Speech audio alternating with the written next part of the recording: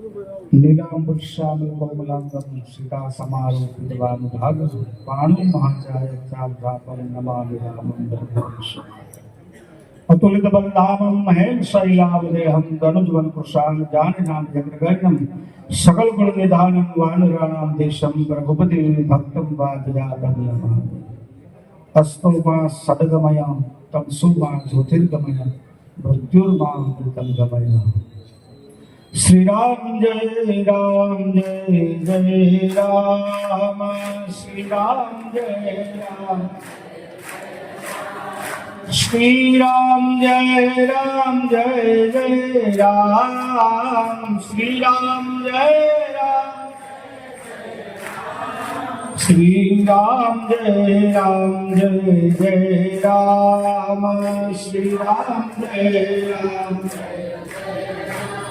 भज मन राम समर मन सीता भज मन राम समर मन एहि मम भागवत एहि मम गीता एहि मम श्री राम जय जय राम श्री राम श्री राम जय जय राम सनातन धर्म की जय। भोजा बाबाना शिष्य परंपराમાં વાલમરામ અને જલારામ જગત પ્રસિદ્ધ થયા એ વાલમરામ બાપુની જગ્યાના મહંત પરમ સત્ય વજુ બાપુના નિર્વાણને વંદન કરવા બધા જ આવ્યા છે। કેતન બાપુને દર્શન થાય મળી શકાય એવા ભાવથી અમારે સાધુમાં ખરેખર ન હોય વંદન કરવા બધા આવે છે।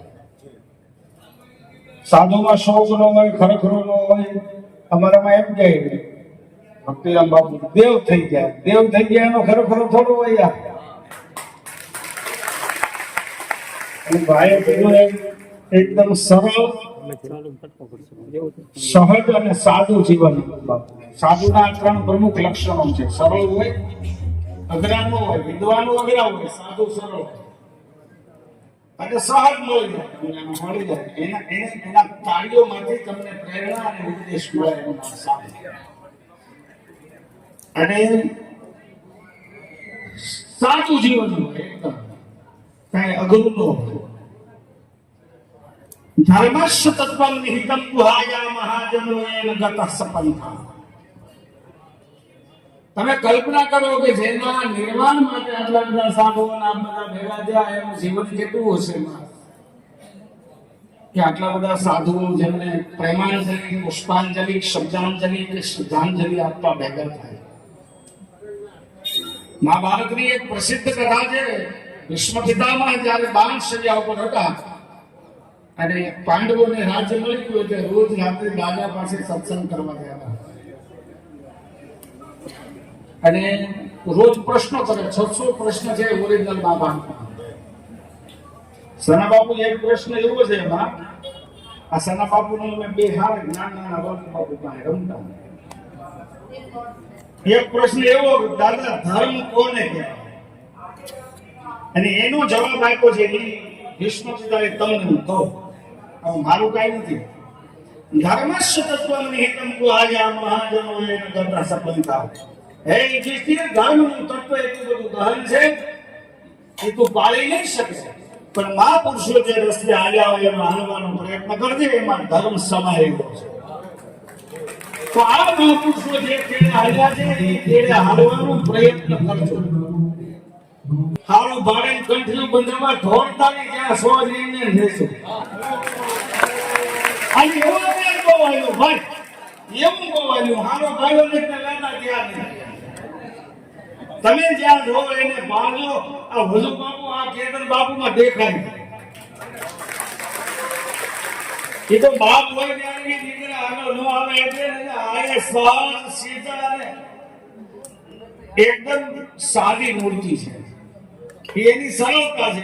આ કોઈ જેમ તેમ નથી. આ જગ્યામાં જે કોઈ અવતરે છે ને એ પુણ્ય હોય ત્યારે આમાં અવતરે છે. આ ભોજા બાપાનો પુણ્ય છે. એટલે આપણી પરંપરાને ગુરુમુખી હોય ને એને તો એ પકડી રાખવું જોઈએ. એ ઘરમાં જ રહેવું.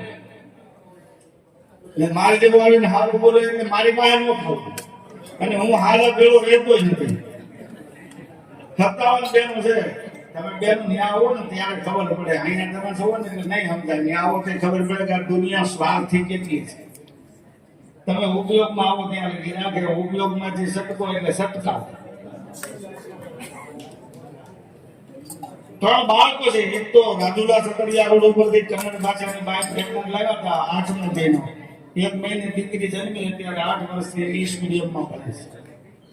એક છોકરો એની માં કોરોનામાં ગુજરી ગઈ નથી જોતો. લ્યો બોલો નથી જોતો. મૂકી દે માણસ શોખ સાહેબ માનતા કરે પણ જગતનું વાસ્તવિક સત્ય જોવું તો આવજો. બધાની એવી ઈચ્છા થાય. આપણને એમ થાય કે અમારા ઘરમાં સંસ્કારી દીકરી આવે ને દીકરો પરણે તો હો અમારી સેવા કરે, અમારા બાળકો સંસ્કારી થાય. તમે પેલા હૃદય ઉપર હાથ રાખો. તમે સંસ્કારી છો? તમે ગુરુમુખી છો? સાધુ સંતને માનો છો? બધી માઓને એમ થાય કે મારી દીકરાને અમારી સેવા કરે થાય છે ને. સાચું કહેજો. હાથું ચકો. તમે તમારી હાવોની સેવા કરી હતી? ક્યાંથી વાત જે સંતાનોએ મા બાપની સેવા કરી હોય એ જ અપેક્ષા રાખી શકે એની પ્રજા એની સેવા. શિક્ષણ વેચાતું મળે છે, સંસ્કારો વેચાતા મળતા નથી. આપણે ત્યાં એક નિયમ હતો. ભક્તિરામ બાપુ ચોરે માણસો જાતું, મંદિરે જાતું, આરતી થાપી નગારા ગાંડ વળતા નગારા હાટું અને દાંડીઓ મારી લેતા. બોલો વાવ. અને આજે કોઈ નગારું વગાડવાનું નથી. ઇલેક્ટ્રિક નગારા આવ્યા. આ ડેવલપિંગ નથી, અધોગતિ છે. અધોગતિ. હવે તો એમાં વિકાસ થયો. પૂજારી બદલે રોબોટ આવ્યો. બોલો પૂજારી નહીં સટકાય. એટલે આ બધી યાંત્રિકતા છે. તો પછી તમે સ્તુતિ ટેપ ઉપર વગાડો ને. સ્તુતિનો અર્થ એ છે જેમ ફિગર પ્રિન્ટ અલગ છે એમ સ્તુતિ અલગ છે. દરેકની પેટર્ન છે. રામચરિતમાનસમાં લખ્યું કે જ્યારે તમે સ્તુતિ કરો ને ત્યારે સ્થિતિ કેવી હોય? મમ ગુણ ગાવત પુલક શરીરા ગદ ગદ ગીરા નયન બાલીરા. ઈશ્વરના ગુણગાન ગાતી વખતે આંખો ભીની થાય, હૃદય ગદગદિત થાય, શરીર પુલકિત થાય. તે સમજો કે તમે સ્તુતિ કરો છો. એના શબ્દો ક્યાં, તાલ ક્યાં, લય ક્યાં, એનો કાંઈ મતલબ નથી. પણ ખાલી નાટક નથી કરવાનું, રોવાનું.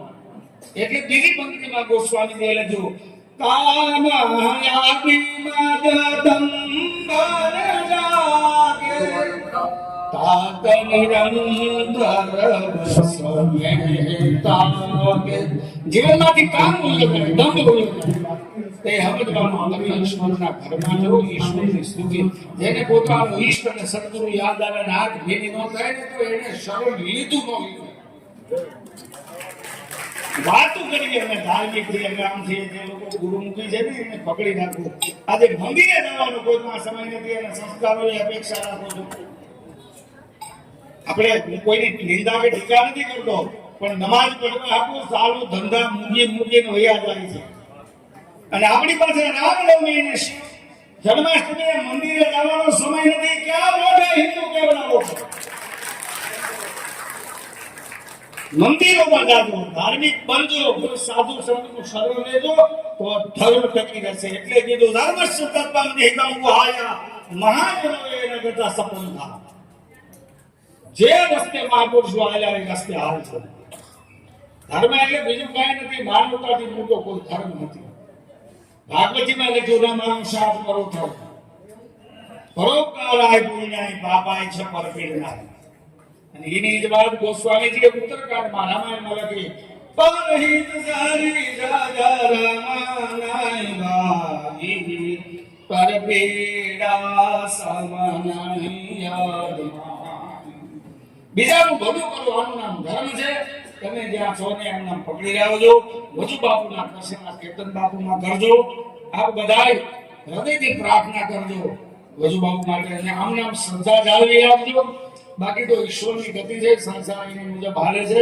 ધર્મ વગરનું કાર્ય સંસાર હોતો નથી. સમયના અભાવે આપ બધાની અંદર બિરાજિત અસ્તિત્વને પ્રણામ, વજુ બાપુના નિર્વાણને પ્રણામ. જય શ્રી રામ.